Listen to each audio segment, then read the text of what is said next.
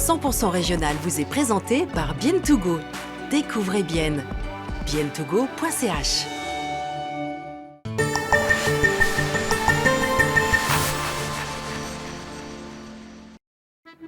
Du tofu directement de la ferme.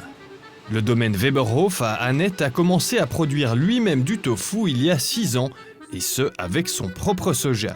Son tofu fait main se différencie des autres tofu suisses par ses arômes particuliers. De la graine de soja jusqu'au tofu, le chemin est long et commence tôt le matin. Marlise Messer s'occupe de la préparation des aliments à la ferme.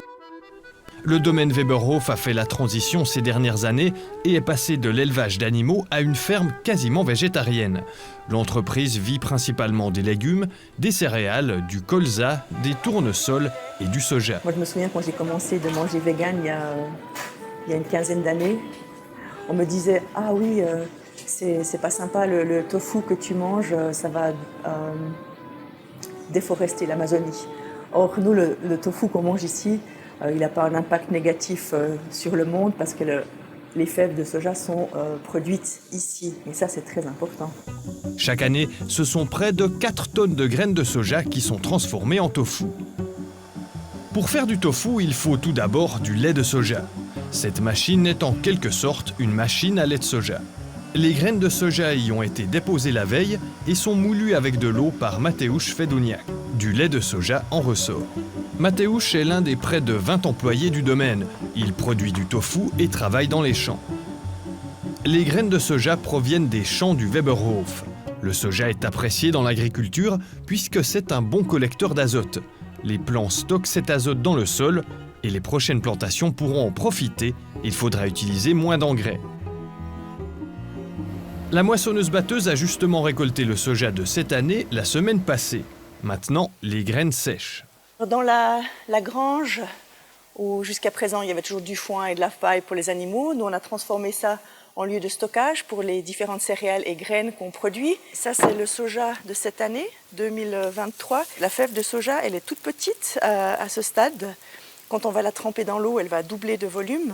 C'est une variété de soja qui s'appelle Proteix, qui est spécialement favorable et bien en fait pour produire le lait et le lait de soja et le tofu. L'idée, c'est vraiment de produire sur la ferme. On cultive, par exemple, la fève de soja, on la sèche, on la transforme en tofu et après on vend le tofu. C'est un cycle qui est conservé sur la ferme. Ça limite les transports, mais ça limite aussi les intermédiaires. Et c'est ce qui manque beaucoup en fait dans l'agriculture, mais dans le monde entier. C'est que si on considère le paysan seulement comme un producteur de matières premières, il ne peut pas gagner sa vie. Or, si on peut directement nous créer une plus-value et vendre un produit fini, on a plus de chances d'avoir un revenu qui permet de nous faire vivre, en tout cas qui permet de faire vivre une série de personnes qui travaillent avec nous.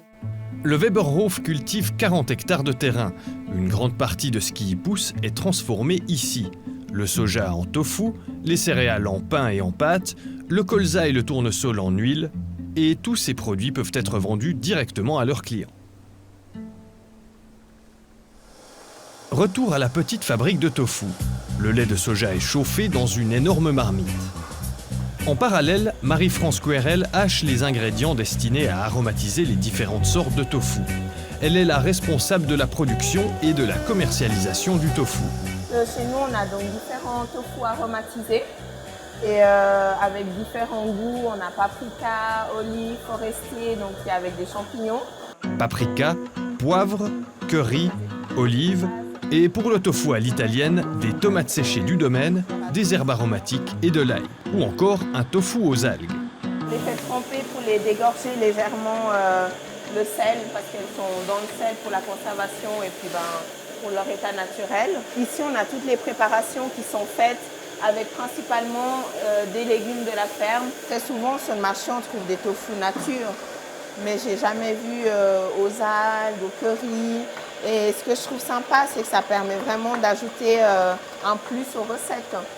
Par exemple, des nouilles sautées avec un tofu nature ou avec un tofu au piment. Ça change tout de suite, je trouve, le plat. Ça ajoute un petit quelque chose. Quand le lait de soja est à 65 degrés, le sel y est ajouté. 25 degrés plus tard, lorsque le thermomètre est exactement à 90, le nigari, élément qui sert à la coagulation, est ajouté. Un moment crucial. Je dilue le nigari dans 1 litre d'eau. Il faut y aller. Puis là, on met délicatement le nigari. On remue, mais aussi délicatement, pas agresser les molécules. Tout le caillé remonte à la surface. Puis en dessous, on aura le petit lait. Puis on utilisera le caillé pour faire le fromage, enfin le tofu.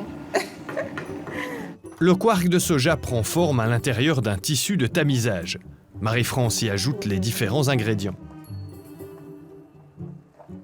C'est aussi toujours beau de voir, des fois quand on mélange, on se dit qu'est-ce que ça va donner. À la fin, on pense à rien, ça donne rien, mais une fois qu'on le démoule, on est toujours surpris du résultat. Très joli. La pression sert à extraire le petit lait et ainsi à solidifier le tofu. C'est là où on voit que la nature, elle est fabuleuse. On peut tout faire quand on sait travailler les ingrédients qu'elle nous donne.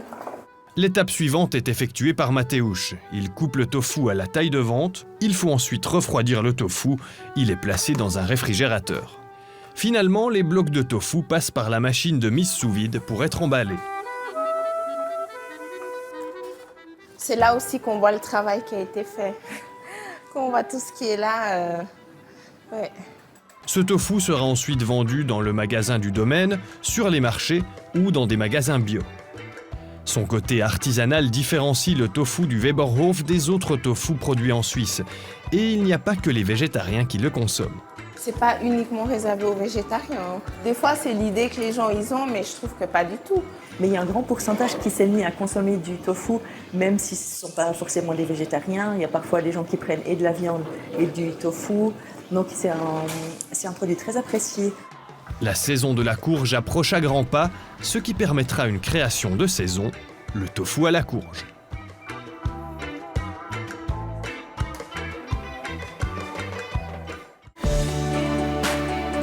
« 100% régional » vous a été présenté par Bien Bon, le bon cadeau pour Bien.